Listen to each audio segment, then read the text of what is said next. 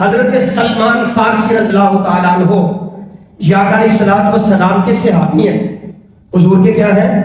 صحابی ہیں، اور ان کا اعزاز یہ ہے کہ یہ حضرت عیسیٰ علیہ السلام کے تابعی تھے۔ عیسیٰ علیہ السلام کے کیا تھے؟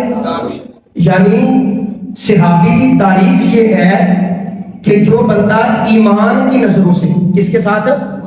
ایمان کی نظروں سے نبی پاک صلی اللہ علیہ وسلم کے چہرہ مبارک کی زیارت کرتا ہے اور ایمان کی حالت میں دنیا سے رخصت ہو جاتا ہے، فرمایا وہ صحابی بنتا ہے۔ وہ کون بنتا ہے؟ صحابی بنتا ہے۔ اور جو کسی اللہ کے نبی کے صحابی کی زیارت کرے وہ تابعی ہوتا ہے۔ وہ کیا ہوتا ہے؟ تابعی ہوتا ہے۔ حضرت سلمان فارسی رضی اللہ تعالیٰ عنہ ایران کے رہنے والے تھے۔ کہاں کے رہنے والے تھے؟ ایران کا ایک شہر اصفہان، یہ وہاں کے رہنے والے تھے۔ یہ پہلے آتش پرست تھے، آگ کی پوجا کیا کرتے تھے، اور ان کی ڈیوٹی یہ تھی کہ یہ آگ کو بجھنے نہیں دیتے تھے۔ ان کی ڈیوٹی یہ تھی۔ کچھ دیر تک یہ آتش پرست رہے، وقت گزرنے کے ساتھ ساتھ ان کے دل میں نفرت پیدا ہو گئی کہ یہ سچا دین نہیں ہے۔ حضرت سلمان فارسی رضی اللہ تعالیٰ عنہ نے ایران چھوڑا، ملک شام چلے گئے۔ وہاں جا کے جو راہب تھے ان کی خدمت کرتے رہتے اور کہتے کہ میں سچے دین کو قبول کرنا چاہتا ہوں۔ آپ کسی راہب کے پاس جاتے، جب اس کے فوت ہونے کا وقت ہوتا نا تو وہ کسی اور راہب کے پاس بھیج دیتا، جاؤ کسی اور کے پاس چلے جاؤ۔ کہتے ایسے چلتا رہا، آخر میں ایک راہب کے پاس گیا۔ راہب مجھے کہنے لگا، میں اس کی خدمت کرتا رہا، جب اس کے وصال کا وقت آیا نا، حضرت سلمان فارسی کہتے میں نے پوچھا کہ حضرت میرے لیے کیا حکم ہے؟ تو وہ راہب کہنے لگا کہ اے سلمان، اب مجھے لگتا ہے کہ اس نبی آخر الزمان کے آنے کا وقت قریب آ گیا ہے، ان کا ظہور ہونے والا ہے۔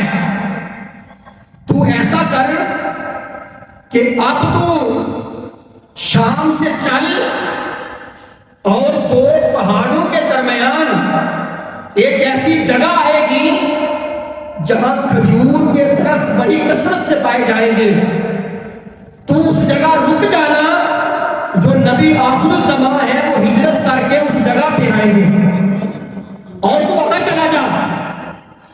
آپ ملک شام سے جب چلے نا ایک قافلے کے ساتھ، تو قافلے کے ساتھ آپ چل رہے تھے، ایک یہودی نے آپ کو پکڑ کر بیچ دیا، یہودی کے ہاتھ بیچ دیا۔ آپ آزاد تھے، غلامی کی زندگی بسر کرنے لگے۔ مدینہ منورہ میں ایک باغ میں کام کر رہے تھے، وقت ایسا آ گیا کہ آپ ایک درخت کے اوپر چڑھ کر پکی ہوئی کھجوریں اتار رہے تھے۔ اتارتے اتارتے مدینہ منورہ میں گونج پڑ گئی کہ جو آخر الزمان نبی ہیں وہ مکہ مکرمہ سے ہجرت کر کے مدینہ منورہ تشریف لے آئے ہیں۔ جب اس نے یہ بات سنی، آپ تو تڑپ لے کے آئے تھے نا اندر کہ میں نے نبی آخر الزمان کا کلمہ پڑھنا ہے۔ جب پتہ چلا آپ درخت کے اوپر تھے اور لوگ اکٹھے ہو کر مدینہ منورہ سے باہر پہاڑیوں کے اوپر کھڑے ہو کر کہہ رہے تھے تالال بدرو علینا واجب الشکر علینا، کہ فرمایا آج آمنہ کے لال آ رہے ہیں اور قبا پہ رکیں گے۔ آپ درخت سے نیچے اترے۔ جب نیچے اترے تو آپ نے اس خبر دینے والے سے کہا کہ تم نے کیا کہا ہے؟ وہ کہنے لگا کہ آج نبی آخر الزمان مکہ سے مدینہ تشریف لے آئے ہیں۔ آپ یہودی کے مالک تھے، اسے بڑا غصہ آیا، اس نے زوردار تھپڑ آپ کے چہرے پہ مارا، کیونکہ آپ غلام تھے، بول نہیں سکتے تھے۔ کہا جاؤ تمہیں اس بات سے کیا غرض کہ نبی آخر زمان آ رہے ہیں، جاؤ اپنا کام کرو۔ حضرت سلمان فارسی نے دل پہ پتھر رکھا اور کام کرنا شروع کر دیا۔ کام کر رہے تھے، خبر مل گئی کہ آپ اب جہاں مسجد قباء ہے وہاں پہ آ گئے ہیں۔ جس راہب نے بھیجا تھا اس نے آپ کو 3 نشانیاں بتائی تھی۔ کتنی نشانیاں؟ کنی نظر؟ 3 نشانیاں۔ کون سی 3 نشانیاں بتائی؟ وہ راہب کہنے لگا کہ وہ جو آخر الزمان نبی ہوگا وہ صدقہ نہیں کھائے گا، صدقہ نہیں کھائے گا۔ آپ نے کھجوریں اتاری، جب سرکار کی خدمت میں حاضر ہوئے، جا کر کھجوریں پیش کی۔ آپ نے فرمایا کیسی کھجوریں ہیں؟ عرض کیا کہ جناب یہ صدقے کی کھجوریں ہیں۔ آپ نے فرمایا میرے صحابہ تم کھا لو، میں نے نہیں کھایا، خاموش رہے۔ پھر دوبارہ حضرت سلمان فارسی جب وہاں پہنچے کھجوریں لے کے طباق میں رکھ کر، آپ نے پوچھا یہ کیا ہے؟ عرض کیا حضور یہ ہدیہ ہے۔ یہ کیا ہے؟ ہدیہ ہے۔ اس راہب نے بھی بتایا تھا کہ صدقہ نہیں کھائیں گے اور ہدیہ قبول فرمائیں گے۔ ہدیہ کیا کریں گے؟ قبول فرما لیں گے۔ جب اس نے کہا نا ہدیہ ہے تو آپ نے کھجور اٹھائی، خود بھی کھائی اور صحابہ کو کہا کہ آپ بھی کھا لیں۔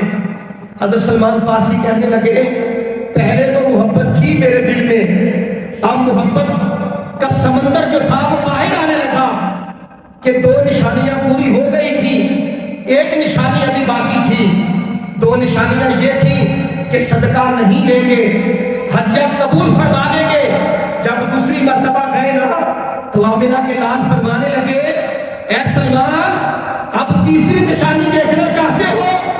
عرض کیا حضور میں دیکھنا چاہتا ہوں۔ میرے اور آپ کے آقا مولا نے اپنی قمیض مبارک اٹھا دی، آپ کے دونوں کندھوں کے درمیان مہر نبوت سبق تھی۔